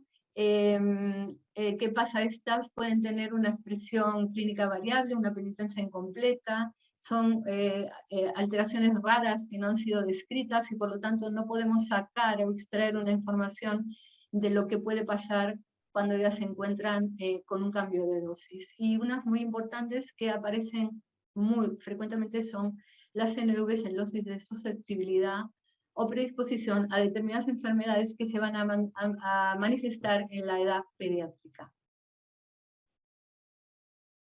Bueno, a pesar de que hay dos tipos de raíz disponibles, nosotros en el diagnóstico y en el diagnóstico prenatal muy generalmente extendido está el uso del CGH. Es un array comparativo. Es una técnica bastante sencilla y lo que este array se generó a partir de la hibridación genómica comparada, una técnica bastante antigua en la citogenética, y lo que va a permitir es detectar alteraciones en el número de copias, pero a una alta resolución. Y lo que se hace básicamente es marcar con fluorocromos diferentes el ADN del paciente y el ADN del control, y esos van a cohibridar sobre un soporte sólido, que es un portaobjetos, en el cual se encuentran unidas miles o cientos de miles de sondas dependiendo del tipo de plataforma que se utilice. Pues el resultado de esa cohibridación pues pasa a un escáner, y es un escáner que va a interpretar las fluorescencias relativas que surgen en cada una de las posiciones. Pues como podemos intuir, si hay en una determinada región un predominio relativo de la fluorescencia del control con respecto al paciente, pues estaríamos hablando de una delesión, una pérdida de esa región y viceversa, ¿no? Pues después pasa a otro programa, que es un programa que va a interpretar esos datos, es un programa que nos va a permitir ubicar o hacer una relación entre la anomalía o el cambio de dosis que se observa y su ubicación dentro de un cromosoma, y nos va a dar una información de los genes que hay dentro de esa alteración. Lo que sí hay que tener en cuenta es que si uno quiere saber la ubicación física de eso, va a tener que recurrir a otro tipo de técnicas que se llaman técnicas de FISH, hibridación in situ fluorescente. Nosotros empezamos hace ya unos años, pero con una población de fetos que presentaban malformaciones o retraso en el crecimiento intrauterino y que tenían todos cariotipo normal. En ese momento pasaban a la RAI. Nosotros estudiamos casi 300 casos y lo que obtuvimos es una tasa de detección o un rendimiento diagnóstico del 10%. Quiere decir 10% encima o sobre lo que la información que nos había presentado el cariotipo. Esto nos llevó a pensar que por qué no, y dado que no será posible, ofrecer este tipo de técnica a todas las mujeres embarazadas de nuestra área que llegaban a ginecología embarazadas y por cualquier motivo se les ofrecía un invasivo, podía ser por malformaciones, podía ser porque a lo mejor estaban sospechas de alguna infección, por un screening, o sea, no necesariamente por fetos estructuralmente anómalos. Entonces el algoritmo diagnóstico que seguimos es que todos los casos pasan primero por la QF-PCR. ¿Por qué? Primero, este es un estudio rápido de las aneuploidías más frecuentes, que como dijo Harry, son la 13, la 18, la 21 de los cromosomas sexuales, pero también nos permite descartar las triploidías. Es una de las pegas que tiene la red CGH, es que cuando existen poliploidías, triploidías, tetraploidías, en el momento que los programas van a normalizar las ondas, pues no lo ven, y como no lo ven, nos las podemos comer, ¿vale? Las triploidías son muy poco frecuentes, pero existen, ¿vale? Existen, y siempre en cualquier laboratorio de citogenética hemos visto y encontrado triploidías. Entonces, cuando la QF-PCR es positiva, quiere decir que estamos ante alguna aneuploidía de las más frecuentes, se pasa siempre a cariotipo y si hay resultados, confirmamos con el cariotipo. Y si es negativo, pues pasamos a la RAI y también al cariotipo, por supuesto. Bueno, aquí pues es como un resultado de los casos que tenemos, ¿no? Nosotros, en esos casi 1000 casos que analizamos, tenemos... Se está corriendo esto. Vale. Tenemos, si tenemos en cuenta el rendimiento diagnóstico que obtuvimos en aquellos casos de fetos que no presentaban ningún tipo de alteración, obtuvimos un 3,2%. En este momento os voy a hacer una salvedad, que es que, y es algo bastante importante a tener en cuenta cuando se hace un estudio, es que si veis en este caso de cribados positivos, de 5 casos positivos que tuvimos, 2 de ellos finalmente resultaron ser casos combinados a placenta. Eso es muy importante tener en cuenta cuando uno hace un estudio en vellosidades coriales y se obtiene un resultado patológico.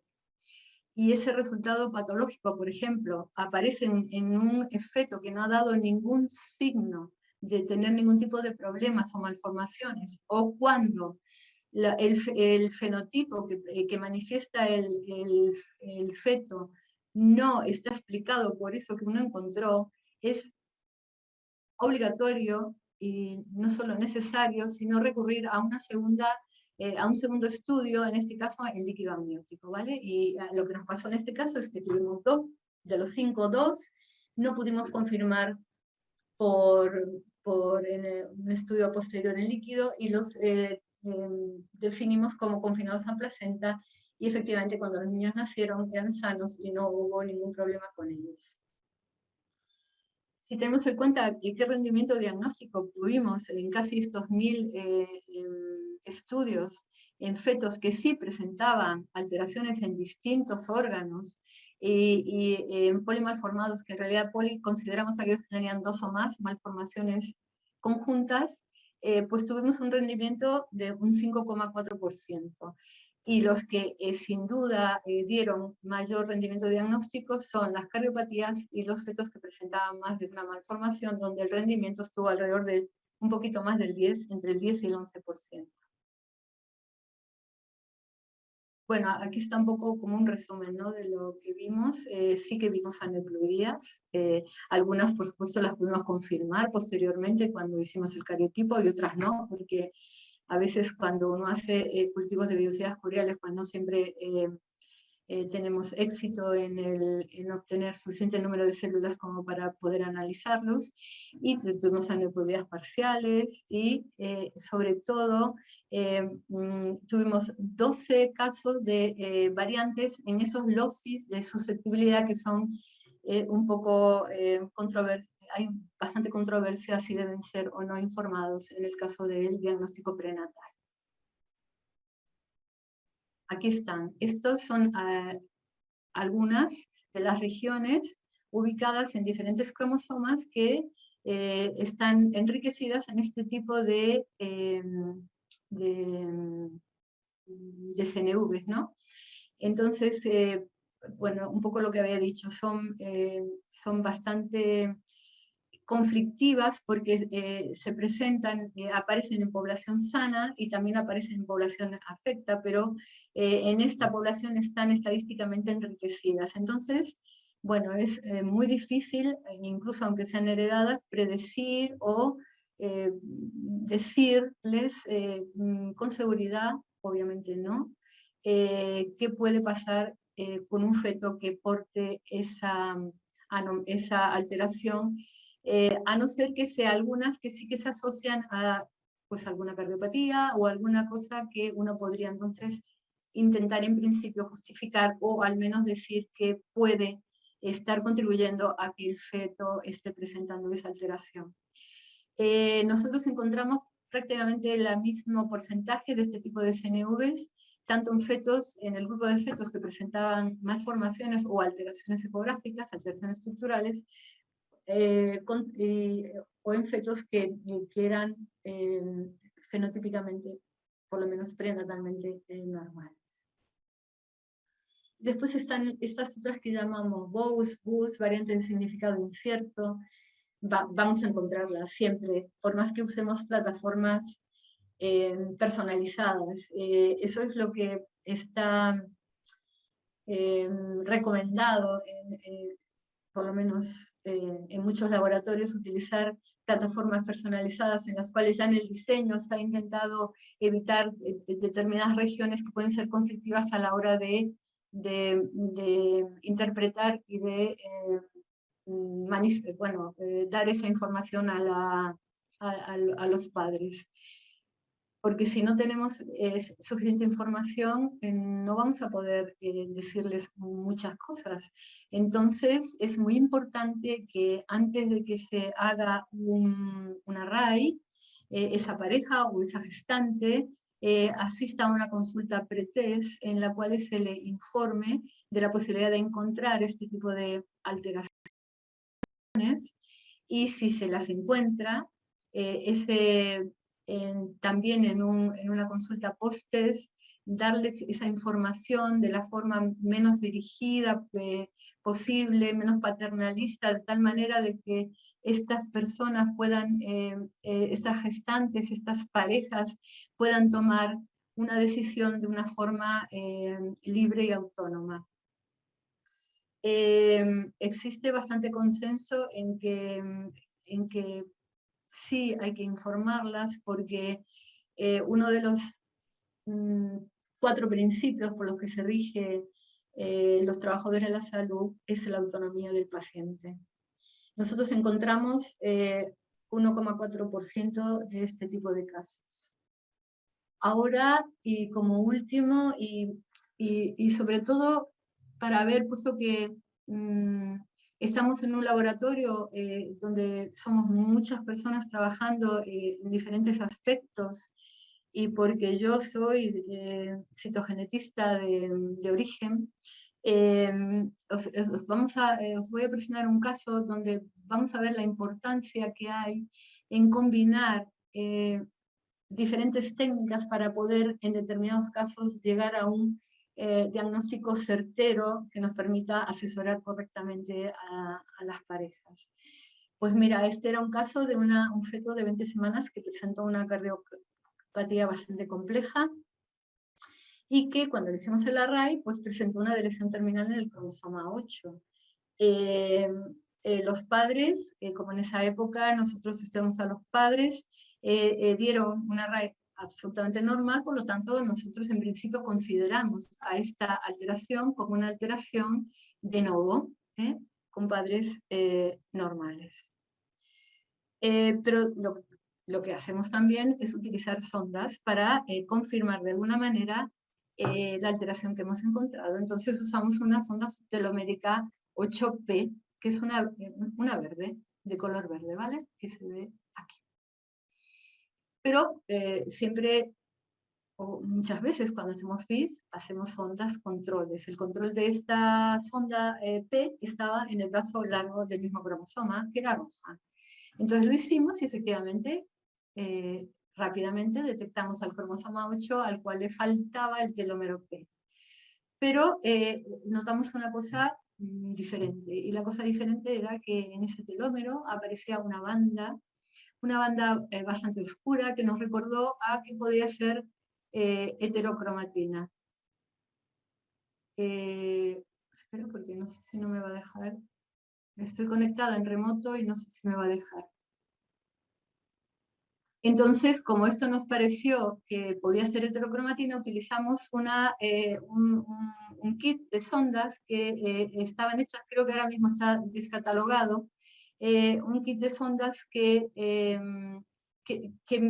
testan todos los brazos cortos de los cromosomas acrocéntricos. Entonces, lo usamos y vimos que ese cromosoma 8 efectivamente tenía un telómero de algún cromosoma, de algún brazo corto de alguno de los cromosomas acrocéntricos, que posteriormente comprobamos también por sondas que era un cromosoma 15. Entonces ya con esta, a ver, no sé si estoy conectada. Vale, sí. con esta información sumamente importante, volvimos a los padres, hicimos un estudio citogenético utilizando las sondas de FISH del 8 y vimos que la madre en realidad era una portadora de una translocación críptica entre los brazos cortos de los cromosomas 8 y 15. Esto fue súper importante. ¿Por qué? Porque de algo que parecía de novo, estamos ante la presencia de una mujer en las cuales en posteriores embarazos y por tener justamente una translocación críptica, aumenta mucho su riesgo de tener una descendencia afecta tanto con duplicaciones como de lesiones de la región. Por lo tanto, pudimos asesorar correctamente a esta pareja, dándole opciones para siguientes embarazos de un diagnóstico prenatal ya dirigido, porque sabemos qué es lo que tenemos que estar buscando, o darles también la opción de un diagnóstico preimplantacional después de algún tipo de técnica de reproducción asistida. Y bueno, aquí en este caso, esta cardiopatía, aunque no había solo un gen SOX7 que tenía que ver con un factor de transcripción de vasculogénesis, y bueno, podría ser un gen candidato para la cardiopatía, pero no tenemos ningún estudio al respecto. Bueno, conclusiones, pues en realidad más o menos como empecé. Debe ser primera línea diagnóstica, el array, el que sea. En caso de fetos que presenten anomalías ecográficas, creemos que un array de CGH es mejor para el diagnóstico prenatal y que debería ser ofertado posiblemente en cualquier situación, ya que si esa gestante se va a someter a una prueba invasiva, cuanto más información mejor, si por supuesto si ella quiere. Y nuestra experiencia es, y de otras personas, porque hay bastantes publicaciones al respecto, es que las personas queremos saber, cuanto más mejor. Y nada más. Muchas gracias en nombre de todo el INGEM y muchas gracias por invitarme. Bueno, vamos a pasar rápidamente lo que nos queda, que creo que pueden ser entre 5 y 10 minutos, a una batería de preguntas que han ido surgiendo a lo largo de las presentaciones. Vamos a ver, yo creo que tengo aquí una por aquí inicialmente. Pregunta para mí mismo que dice: ¿qué estrategias han sido exitosas en promover la accesibilidad a los estudios genéticos? Creo que, pero un momento, que creo que había otra anterior. Creo que había otra. Ah, sí, el rol de la NGS en la detección de las CNVs. Esta es una muy buena pregunta y aunque no la he incluido en la presentación introductoria, es cierto que cada vez más, desde los abordajes de la secuenciación masiva paralela o secuenciación masiva, como nosotros le llamamos habitualmente en España, se pueden detectar CNVs, variantes en el número de copias, y van en función de la mejora de los algoritmos que cada vez tenemos a disposición, tanto para analizar los paneles de enfermedades concretas o los exomas o los genomas completos. Pero es cierto que en muchas de las regiones las capturas no funcionan bien y tenemos muchos problemas a veces para darle viabilidad a las CNVs que se detectan, sobre todo en el caso de las duplicaciones cuando se utiliza la secuenciación masiva. Es verdad que van a mejorar los algoritmos y con ello mejoraremos nuestra capacidad, ¿no?, de poder utilizarlos sin la necesidad de, a día de hoy, que sigamos utilizando como gold estándar el array CGH. Yo creo que desde mi punto de vista personal, si hubiese o los arrays permaneciesen en el tiempo, permanecerían los arrays de SNP con una alta resolución y con la capacidad de poder detectar esas variantes en el número de copia y alguna otra, como son las disomias uniparentales. Y los mosaicos a veces también pues, funcionarían mucho mejor que lo que es el array CGH. Pero esta es mi opinión personal. Vamos a continuar con otra pregunta, por ejemplo, para Cristina, que dice: ¿cuáles serían los integrantes mínimamente esenciales en los equipos multidisciplinares para atender pacientes con discapacidad intelectual? Cristina, ¿tienes el micrófono apagado? Sí, ya. Vale, muchas gracias. Pues no sé, me imagino que se refiere, al hablar de pacientes, me imagino que se refiere en el ámbito clínico, en el Supongo. entorno de un hospital o algo así, me imagino. Entonces, bueno, a mí me parece que por lo menos tal y como funcionamos en España, lo que yo, vamos, los grandes hospitales que yo conozco en Madrid, disponen de todas las especialidades médicas porque, bueno, suelen trabajar en red. Entonces, bueno, yo sí que he hecho en falta en esos equipos la presencia en ocasiones del trabajador social y del psicólogo o neuropsicólogo, porque es verdad que a veces existen, pero están saturados, están trabajando en otros entornos y respondiendo a otras necesidades. Y bueno, también he hecho en falta, ya que vamos a pedir aquí, nos vamos a poner en plan utópico, pues es cierto que en España, ¿no? En mi experiencia, pues las especialidades están interconectadas, pero también tenemos algunas experiencias concretas de unidades concretas, pues por ejemplo, que no sea una enfermedad rara, la unidad del síndrome de Down en La Princesa o la unidad de autismo en el Gregorio Marañón, en que no solamente ellos disponen de personas que dentro de sus diferentes especialidades médicas están especializados y saben trabajar con esos pacientes, sino que la persona que recibe, que normalmente es un médico internista, contempla la totalidad de las necesidades del paciente. Y entonces es capaz de derivar, ¿no? y de organizar, bueno, pues lo que van a ser las visitas médicas, las necesidades, e incluso, bueno, a niveles de agenda para que las familias no tengan que estar yendo y viniendo pues muchas veces al hospital. Entonces, bueno, dentro de lo que es nuestro sistema sanitario, por lo menos, yo creo que están todos contemplados, pero yo sí que echo de menos a un psicólogo, un neuropsicólogo y un trabajador social. Muchas gracias, Cristina. Yo creo que también cada vez los equipos multidisciplinares, pues cuanto más mejor y cuanto más completos, mejor. Esta es una pregunta dividida para los dos, para Harry y para María Ángeles. Dice, el análisis del DNA fetal en sangre materna presenta mejor sensibilidad y especificidad en cierta etapa del embarazo. Quizás primer, segundo o tercer trimestre para detectar alteraciones. Pregunta. No sé quién de los dos quiere empezar. Suele hacerse el primer trimestre. Tiene que ser el primer trimestre. Además, perdería como eficiencia, ¿no? O sea, eso se usa en plan de screening preventivo de alguna manera y se hace sobre las 9 semanas de gestación. La verdad que no tengo información si pierde sensibilidad en el último trimestre. No sé tú, Harry, la verdad que no lo sé. No recuerdo muy bien, pero sí realmente los estudios están realizados es para el primer trimestre de gestación, ¿no? Entonces yo creería que esa sería como la respuesta correcta, pero para mí los estudios en sangre materna, sobre todo por la tabla que mostraba de la tasa de falsos positivos, que es la proporción de casos negativos que la prueba detecta como positivos, esos valores que van desde 28 a 90, le queda a uno como, no, pues yo no quedo como muy tranquilo desde el punto de vista clínico para toma de decisiones, pues está muy claro para trisomías, para determinación de sexo fetal, pero para las microlesiones, microaplicaciones, al menos en mi práctica lo tomo con mucha cautela, ¿no? Siempre teniendo en cuenta que hay que confirmar estos hallazgos, ¿no? Y la toma de decisiones también es bastante difícil. Entonces, por el momento esa sería como mi respuesta.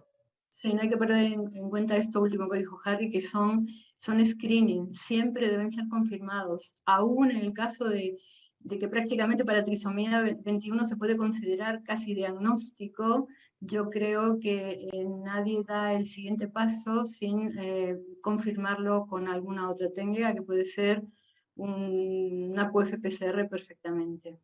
Siempre son screening, no son diagnósticos. Bueno, muchas gracias. Vamos a continuar con otra pregunta para Cristina en el chat que dice, ¿qué estrategias sugieres para integrar los servicios del ámbito educacional con los del ámbito de salud para el apoyo de las personas con discapacidad intelectual? ¿Cómo? Perdona, para empeorar. No, para No, mí. mejor. Ah, para mejorar, vale. Es que- Para el apoyo, para el apoyo. Vale, vale, he empeorado. Bueno, pues se me ocurren muchas porque como yo trabajo en el ámbito educativo, a mí, o sea, me parece que debería de haber protocolos, por lo menos protocolos establecidos y generalizados del intercambio de información. Normalmente por experiencia, cuando uno de los alumnos de nuestro colegio necesitamos que acuda a un servicio médico sanitario, ponemos el ejemplo incluso de pues, pedir, ¿no? Que estamos sospechando que es necesario un diagnóstico genético, ¿no? O descartar lo que consideren los expertos, todos los que están aquí, pues no existen protocolos. Entonces, en función de los médicos de cabecera, los médicos de atención primaria, de la relación que tienen esas familias con los médicos, pues así se establece la colaboración. Entonces, yo creo que es fundamental y necesario, ¿no?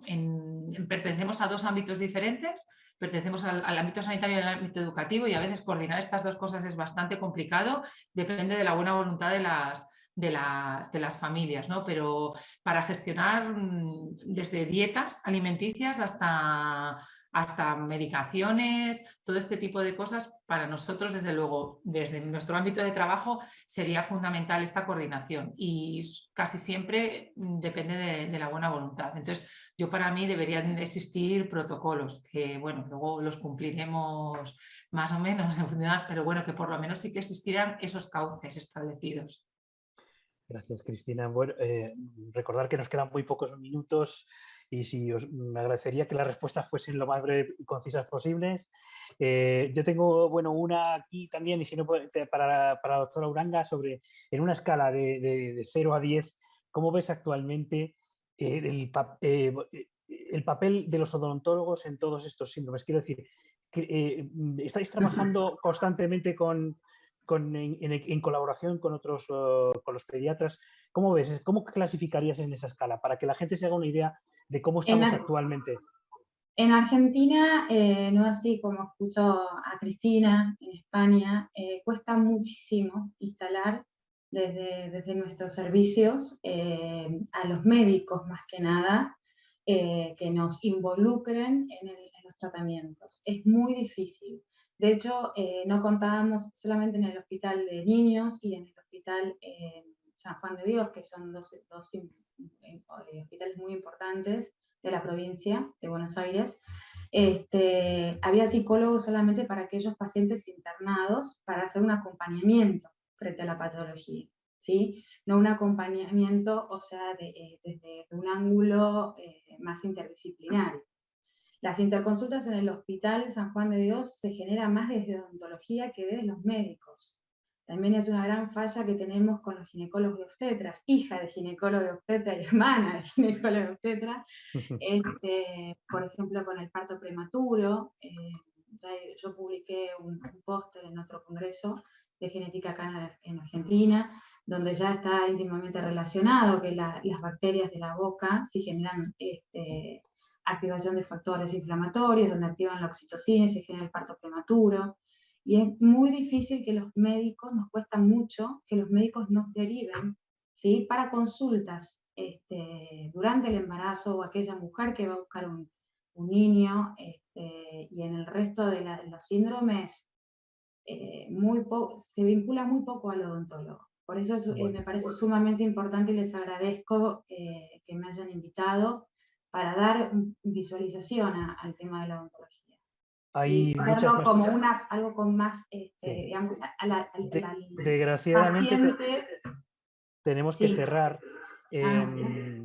Hay más preguntas, bueno, que quedaron para la doctora María Ángeles. Bueno, mi puntaje es 5. Empezamos un poco más tarde, con lo cual, bueno, pues vamos a ir terminando aquí. Bueno, pues para María Ángeles, si se había realizado la RAI en líquido o en vellosidad corial, que ambos, no hace falta que contestes, María Ángeles, ya contesto yo rápidamente, porque, bueno, había quedado otros aspectos, pero la verdad es que, bueno, pues hemos contemplado un barrido por temas que normalmente, bueno, pues pasan bastante desapercibido en estos síndromes. O sea que, bueno, yo creo que, bueno, Nos ha quedado un poco de espacio para más preguntas, pero agradeceros a todos los panelistas la posibilidad de que nos hayáis contado vuestro punto de vista y bueno, emplazaros pues probablemente para próximas aventuras en estas charlas, ¿no? Muchas gracias a todos por vuestra Gracias a participación. ustedes, un placer. Gracias, Julián. Gracias a todos. Hasta luego. Gracias, gracias. Hasta luego.